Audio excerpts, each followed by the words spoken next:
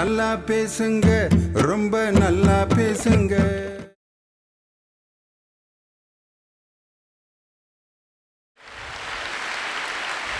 பிறப்பொக்கும் எல்லா உயிர்க்கும் பிறந்த பின்னர் யாதும் ஊரே யாவரும் கேளீர். உண்பது நாழி உடுப்பது இரண்டு உறைவிடம் என்பது ஒன்றே. உழைத்து வாழ்ந்தோம் உழைத்து வாழ்ந்தோம் தீதும் நன்றும் பிறர் தரவாராயனும்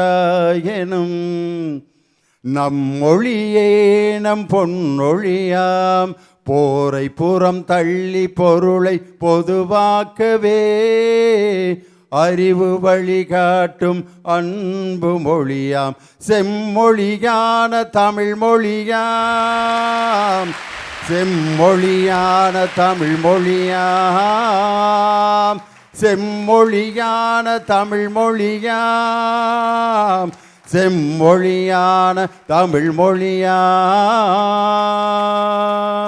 நம் தாய்மொழியான செம்மொழியான தமிழ் மொழியை வணங்கி உலகம் முழுவதும் மானத்தை மறைக்கின்ற பின்னலாடைகளை நெய்து உலக மக்களின் மானத்தை காப்பாற்றுகின்ற அந்த உன்னத தொழிலை செய்து வரும் உழைப்பாளிகள் நிறைந்த இந்த திருப்பூர் மாநகரத்தின் அந்த உழைப்பாளிகளுடைய கரங்களுக்கு என்னுடைய மனமார்ந்த வாழ்த்துக்களை நன்றியும் சொல்லி அந்த கரங்களை முத்தமிட்டு வாரந்தோறும் கலைஞர் தொலைக்காட்சியில் ஒளிபரப்பாகின்ற நல்லா பேசுங்க நல்லதையே பேசுங்க என்ற நிகழ்ச்சியில் 3வது ஆண்டு நிறைவு விழாவை இந்த திருப்பூர் மாநகரத்தில் இன்று நல்லா பேசுங்க நல்லதையே பேசுங்க என்ற நிகழ்ச்சியினுடைய ஒளிப்பதிவு நடைபெற்று கொண்டிருக்கிறது. இந்நிகழ்ச்சிக்கு வருகை தந்து நம்மை மகிழ்ச்சிப்படுத்தி திருப்பூர் மாநகர மக்களின் நெஞ்சங்களிலெல்லாம் இதய சிம்மாசனத்திலெல்லாம் தனக்கென்று ஒரு தனி முத்திரையை பதித்து நகராட்சியாக இருந்த இந்த திருப்பூரை மாநகராட்சியாக்கி அதனுடைய முதல் மேயராக வரலாற்றில் இடம்பெற்றிருக்கக்கூடிய எங்கள் அன்பிற்கும் மரியாதைக்கும் அருமை அண்ணன் கா செல்வராஜ் அவர்களுடைய இனிய துவங்கி வைக்கும் அந்த நல்ல நேரத்தோடு இந்த நிகழ்ச்சி துவங்கி இருக்கிறது. அவரோடு இணைந்து இந்த நிகழ்ச்சியை சிறப்பாக நடத்துவதற்கு உதவி செய்த அனைத்து திருப்பூர் மாநகரத்தில் இருக்கக்கூடிய என்னுடைய நண்பர்கள் எல்லோருக்கும் என்னுடைய மனமார்ந்த நன்றியை சொன்னாலும் குறிப்பிட்ட வகையில் இந்த நிகழ்ச்சி நடைபெறுவதற்கு எல்லோரையும் அறிமுகம் செய்து இந்த நிகழ்ச்சியை நடத்துவதற்கு காரணமாக இருந்த எங்களுடைய அருமை மாப்பிள்ளை ஆட்டோ தங்கராஜ் அவர்களுக்கு என்னுடைய சிறப்பான நன்றியை சொல்லி வருகை தந்திருக்கக்கூடிய அருமை தம்பி சிதம்பரசாமி அவர்களுக்கும் ரமேஷ் அவர்களுக்கும் இந்நிகழ்ச்சியை சிறப்பாக நடத்துவதற்கு உதவி செய்த கருவம்பாளையம் என்னுடைய அன்பு தம்பி, அவர் பேர்லே தம்பி அடங்கியிருக்கிறதுனால தம்பி தம்பி குமாரசாமின்னா 2 தடவை வாய் தவறி உளறிட்டாங்கன்னு நினப்பாங்க.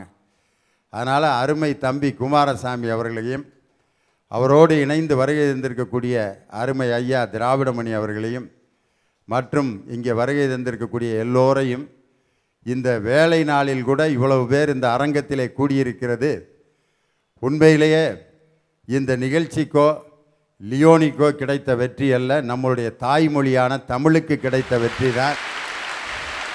நிகழ்ச்சியினுடைய தலைப்பே நல்லா பேசுங்க நல்லதையே பேசுங்கிறதான். ஏன் இந்த தலைப்பை நாங்கள் தேர்ந்தெடுத்தோம்னா, நம்ம வாயிலிருந்து வரக்கூடிய வார்த்தைகள் எல்லாமே நல்ல வார்த்தைகளாக அமைகிறது ரொம்ப கஷ்டம். நம்ம முயற்சி பண்ணுறோம், நம்மளை அறியாமையே சில மற்றவர்களை புண்படுத்துகிற வார்த்தை வந்து சேர்ந்துடும். நம்மளுடைய எண்ணங்களை மற்றவங்களுக்கு தெரிவிக்கணும்னா பேச்சுங்கிறத தவிர வேறு வழியே இல்லை. ஆனால் ஒரு காலத்தில் பேச்சுங்கிறது நேரடியாக ஒருத்தருக்கு ஒருத்தர் பேசிக்கிட்டான். அதுக்கப்புறம் பார்த்தீங்கன்னா கம்பியில் இருக்கக்கூடிய அந்த தொலைத்தொடர்பு சாதனம் வந்தோடனே டெலிஃபோன்னு ஒன்று வந்துச்சு. அதுக்கு பேர் தொலைபேசி. ஒரு ஊரில் இருக்கவர் இன்னொரு ஊரில் இருக்கவருடைய பேச்சை கேட்கலாம். இன்றைக்கி பார்த்தீங்கன்னா அந்த டெலிஃபோன் கம்பிகை மரம் ஒன்றும் கூட காணாம். இப்போ எல்லாத்தையும் பிடுங்கி வீசி எரிஞ்சிட்டாங்க. இன்றைக்கி பார்த்தீங்கன்னா செல்ஃபோன் டவர்னு ஒவ்வொரு ஊருக்கும் உயரமான ஒரு டவர் ஒன்று இருக்குது.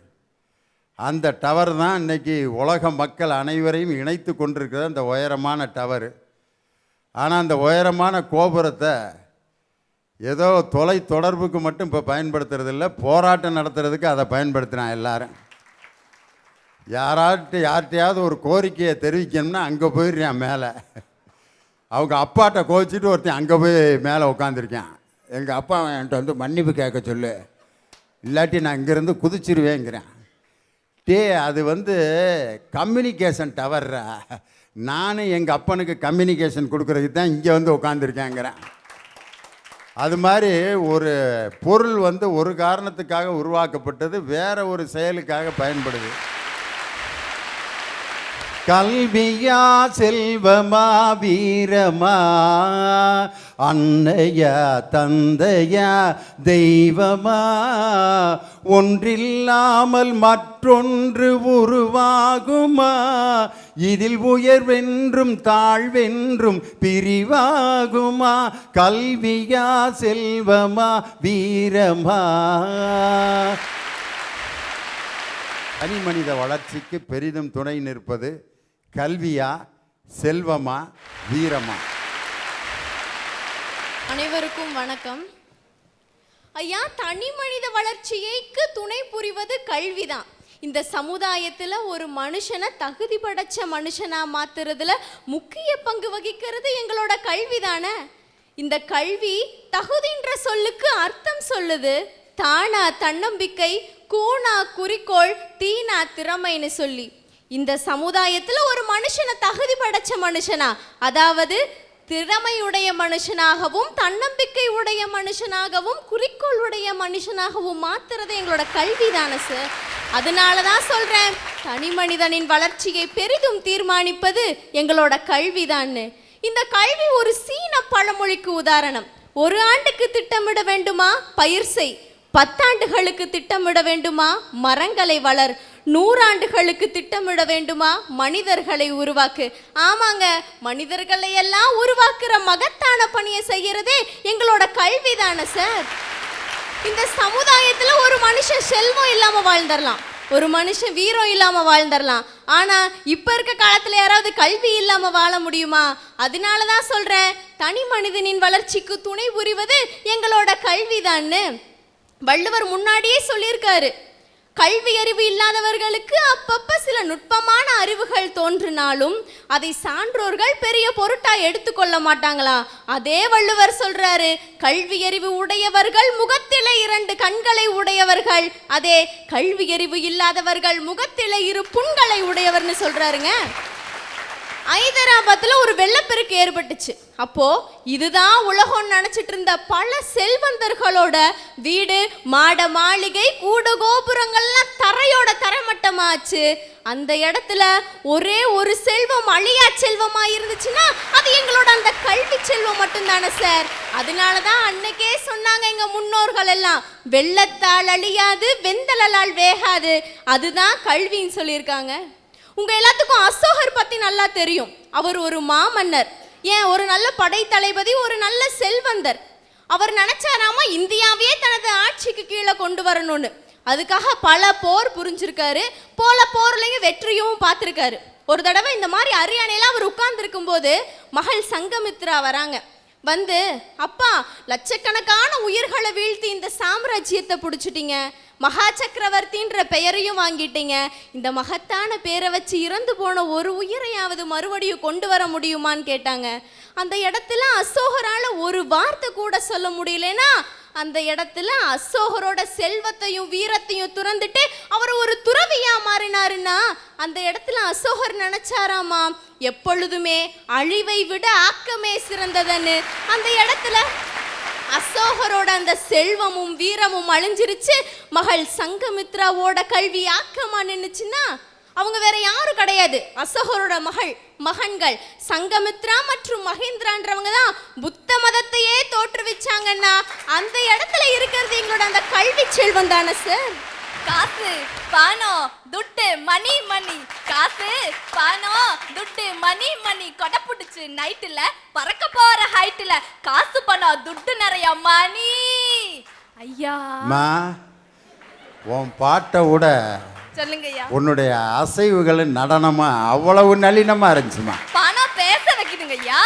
பணம் மட்டுமா, நீ பாடினோன்னா அங்கே எல்லாரும் காசு பணம் துட்டு மணி மணின்னொன்ன எல்லாம் திருப்பூரில் தீபாவளி முடிஞ்சு ஒன்று கையில் துட்டு இல்லாமல் இப்படியே இருக்குது. இந்த நேரத்தில் நீ காசு பணம் துட்டு மணி மணின்னொன்ன எல்லாம் ஆகா நம்ம உள்ளடா அப்படின்ட்டு உனக்கு அவ்வளோ பெரிய ரசிகர் மன்றமே உருவாயிருச்சுங்க. அதில் கொடை பிடிச்சி நைட்டில் நடக்க போகிறேன் வீட்டில் அந்த பாட்டில் எனக்கு பிடிச்ச வரி எது தெரியுமா? சொல்லுங்க ஐயா. நல்ல வாயன் சம்பாரிச்சதான் நார வாயன் திங்கிறான். அதுதான் அழகான வரி. இங்க இருக்கிறவங்கள பார்த்து ஒரே ஒரு கேள்வி கேட்டுக்கிறேன். இந்த தீபாவளிக்கு நான் போனஸே வாங்கலன்னு யாராச்சும் இருக்கீங்களா? ஐயா சம்பளமும் வேணும் கிம்பளமும் வேணும்னு தாங்க ஐயா எல்லாருமே வாழ்ந்துட்டு இருக்காங்க. பள்ளிக்கூடத்தை எடுத்துக்கோங்க. ஒருத்தன் நல்லா மாங்குன்னு படிப்பான், மார்க்கே வராது. ஒருத்தன் படிக்கவே மாட்டான், சும்மா அசால்ட்டா மார்க் வாங்குவா. ஏன்னா அதே டீச்சர் கிட்ட அவன் பணம் கொடுத்து டியூஷன் போறதுனாலதான். ஐயா ஐயா படிக்கும்போது தான் இப்படி, படிச்சதுக்கு அப்புறமாவது வேலை கிடைக்குதா? இல்ல வேலைக்காக வியாபாரம் செய்வாங்க. ஆனா இப்போ வேலையவே வியாபாரமாக்கிட்டாங்க. பணம் கொடுத்தாதான் வேலையே கிடைக்குது. வாத்தியாருக்கு யாரும் லஞ்சம் வாங்க முடியாது. வாத்தியார்களுக்கு எவனா லஞ்சம் கொடுக்க முடியுமா?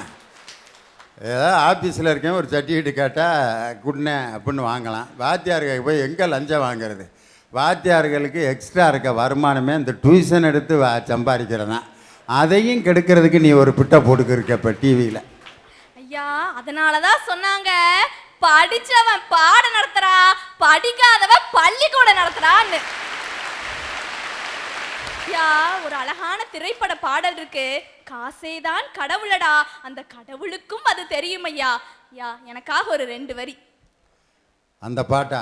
ஆமாங்க ஐயா. காசேதான் கடவுளப்பா, அந்த கடவுளுக்கும் இது தெரியுமப்பா. கைக்கு கை மாறும் பணமே உன்னை கைப்பற்ற நினைக்குது மனமே.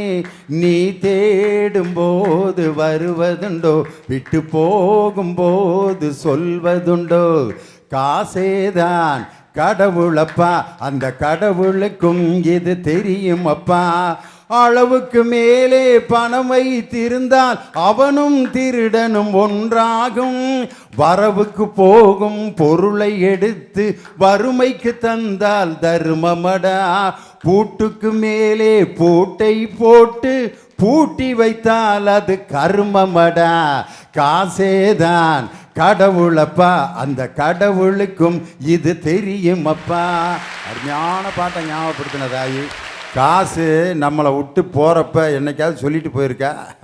ஒரு 10,000 ரூபாய் பாக்கெட்டில் வச்சுருக்கேன், பிரதர் கிளம்புறேன் எப்போ வரட்டும்னு சொல்லுங்கள் அப்படின்னு சொல்லிட்டு போகுதா? எப்போ போகுது எப்படி போகுதுன்னு தெரில. சில பேர் சொல்லுவான், 1 லட்ச ரூபா வாங்கி காலையில் தான் வச்சுருந்தேன், சாயந்தரம் எப்படி போச்சுன்னே தெரிலடா, 15 ரூபா தான் இருக்குது அப்படிமா. எப்படி போச்சுன்னு தெரியாது. அதே மாதிரி வர்றப்ப சொல்லிட்டும் வர்றதில்லை. அதனால தான் காசே தான் கடவுளப்பா, அந்த கடவுளுக்கு கூட இது தெரியுமப்பான்னு. பணக்கார கடவுள் ஏழுமலையான் இருக்காங்களே, அவங்களே குபேரங்கிட்ட கடை வாங்கியிருக்கும் போது நம்மளாம் ஏமாத்துறோம் ஐயா.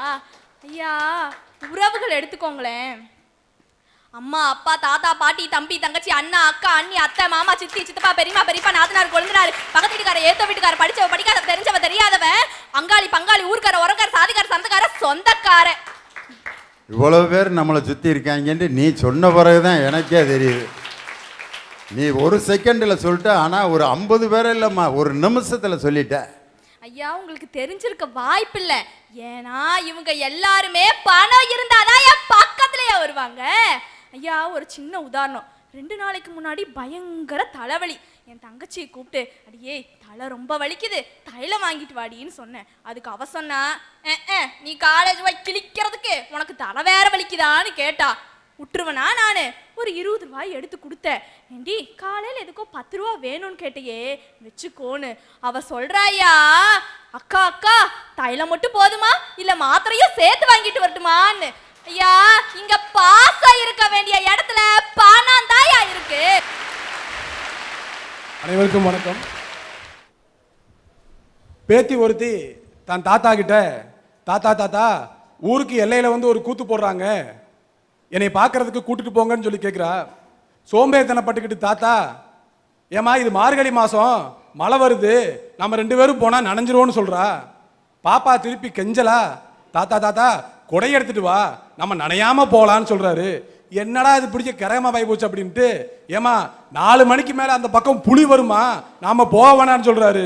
சுருக்குன்னு பாப்பாவுக்கு கோவம் வந்து, யோ புறத்தால் இருக்க முறத்தை எடுத்துட்டு வா, நான் போய் புளியை விரட்டிட்டு வரேன், வந்ததுக்கு அப்புறம் நானே உன்னைய கூத்து பார்க்க கூட்டிட்டு போறேன்னு சொன்ன. வீர தமிழர்களின் பரம்பரையில் பிறந்து வந்த இந்த அனைவரும் சார்பாக வீரத்தை பற்றி நான் பேச வந்திருக்கேன் சார். சார் நீங்க வீரம்னா என்ன நினைக்கிறீங்க? வீரம்னா அப்படியே சார் ஒரு நிமிஷம். கல்வி செல்வத்தை பத்தி பேசும்போது நீங்க இப்படி இருந்தீங்க, வீரத்தை பத்தி பேசும்போது நீங்க இப்படி வந்துட்டீங்க. என் ஆக்ஷனை வச்சு நீ ஒரு முடிவுக்கு வர்றிய ஐயா. சார் இவங்கெல்லாம் நினைக்கிற மாதிரி கம்பெடுத்துட்டு போய் சண்டை போடுறது, ஸ்கூல்ல என் பையனை ஏண்டா அடிச்சக்கின்னு போய் அப்பா போய் வாத்தியார போய் மிரட்டுவதல்ல வீரம். நான் லஞ்சம் வாங்க மாட்டேன் என்று சொல்கின்ற வீரம் வேண்டும் ஒரு அரசு அதிகாரிக்கு. நான் மதுபானம் குடிக்க மாட்டேன் என்று சொல்கின்ற வீரம் வேண்டும் ஒரு தமிழனுக்கு. என்னை திருமணம் செய்யும் பொழுது நகையும் பணமும் வரதட்சணையாக வாங்கினாயே, இப்பொழுது நீ செத்த பின்பும் என் பூவையும் பொட்டையும் கேட்கின்றாயே, இது நியாயமா அப்படின்னு துணிச்சலா கேட்கிற உரிமை வேண்டும் என் பெண்களுக்கு. அதையெல்லாம் விட காலையில 7 மணிக்கு மேல எந்திரிச்சமாக்க, ஏமா ஒரு டீ போட்டுதா அப்படின்னு தைரியமா பொண்டாட்டி கேட்கிற ஒரு வீரம் வேணும் எல்லா ஆம்பளைகளுக்கும். ஐயா, ஒரு வரலாற்று சம்பவத்தை இங்க நான் பதிவு செய்ய கடமைப்பட்டிருக்கிறேன். சிவகங்கை சீமையை ஆண்ட வேலு நாச்சியார் நம்ம எல்லாருக்குமே தெரியும். அங்க நடந்த சம்பவத்தை இங்க நான் பதிவு செய்கிறேன். வெள்ளையர்களால் சிவகங்கை சீமையை விட்டு வேலு நாச்சியார் வெளியே விரட்டப்படுகின்றார். அவருடைய கணவர் கொல்லப்படுகின்றார்.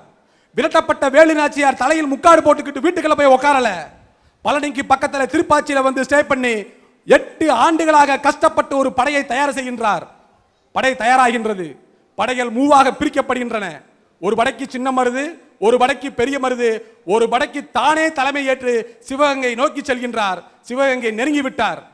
கோட்டைக்குள்ள போறதுக்கு முன்னாடி அந்த படையில வேலை பார்க்கிற ஒரு பெண், ஒரு வீராங்கனை, அந்த வீராங்கனை பெயர் வந்து குயிலி. வேலுநாச்சியாரே, நீங்கள் இங்கே காத்திருங்கள், நான் உள்ளே சென்று சிக்னல் கொடுக்கிறேன், அதுக்கப்புறமா நீங்க வாங்க அப்படின்னு சொல்லிட்டு குயிலி முன்னாடி போயிடுறா. முன்னாடி போனதுமே ஒரு மிகப்பெரிய வெடி சப்தம். நாச்சியார் வந்து சிக்னலை புரிஞ்சுக்கிட்டாங்க. உடனே தான் படையோட உள்ள போறாங்க. வெள்ளையர்களை எல்லாம் அடித்து ஒழித்து கோட்டையை திரும்பவும் மீட்கின்றார். இந்த வந்து ஷேர் பண்ணிக்கிறதுக்காக வேண்டி குயிலியை தேடுறாங்க. குயிலியை காணோம். எங்கப்பா குயிலின்னு தேடும் போது ஒரு செய்தி வந்து வேலு நாச்சியார்ட்ட வந்து சேருது. அந்த செய்தி என்ன தெரியுமா? உள்ளே சென்ற குயிலி செய்த காரியம். வெள்ளையர்கள் ஆயுத கிடங்க பார்க்கறாங்க. பார்த்துட்டு தான் உடலெல்லாம் எண்ணெயை ஊத்திக்கிட்டு தனக்குத்தானே தீயிட்டு கொளுத்தி கொண்டு அந்த ஆங்கிலேயரின் ஆயுத கிடங்களுக்குள் குதித்த என் இந்திய தேசத்தின் முதல் பெண் போராளி என்பதை இங்கு நான் பதிவு செய்ய கடமைப்பட்டிருக்கின்றேன். ஐயா, 100 வருஷத்துக்கு முன்னாடி நம்ம இந்தியாவில் எல்லா பேருமே வந்து வரி கட்டியே ஆகணும். வெள்ளைக்காரனுக்கு எப்படின்னா, 4 மாடு நான் வச்சிருந்தா வரி கட்டணும், 2 ஆடு வச்சிருந்தா வரி கட்டணும், சொந்தமா வீடு ஒரு ஆடு ஒரு வாடு வச்சிருந்தாலும் வரி கட்டணும். இந்த படிச்சவையில என்ன பண்ணேன் தெரியுமா? பாதி பேர் எதுக்குடா வம்புன்னு சொல்லிட்டு வெள்ளைக்காரங்கிட்டே போய் வேலைக்கு சேர்ந்துட்டான். இந்த பணம் படைத்தவர்கள் பாதி பேர் என்ன செஞ்சா தெரியுமா? எதுக்குடா அவங்க கூட பிரச்சனை, இருக்கிற சொத்துக்கு பங்கம் வந்துரும் சொல்லிட்டு முடிஞ்ச வழக்கு வரியை கட்டிட்டாங்க. ஆனால் நிலத்தில் விதைத்து களத்தில் உழுதவனும் தினைப்பணம் ஏறி நெஞ்சில் கீரல் விழுந்தவனும் ஆடுகடை மாடுகளையும் வெயிலில் மேய்த்தவன் செய்த காரியம் என்ன தெரியுமா? அடே வெள்ளையனே, ஒதுங்கினில், அல்லேல் அறுபடும் உன் தலை, எட்டி பிழைக்க வந்தவனே, எட்டி உதைக்க பார்க்கின்றாயா? முட்டி பயர்ந்து விடுமடா முக்கா மூடனே, நீ வரியேட்டு வந்த செய்தி என் வீட்டு பெண்கள் கேட்டால் வேலைக்கு விடுப்பெடுத்து வந்து உன்னை செருப்படுத்த அடிப்பர் என்று கூறினானே, அந்த வீரத்தை விதத்தை இளைய தலைமுறைக்கு வேணும் ஐயா, என் தனிமலை வளர்ச்சியை நிர்ணயம் செய்ய.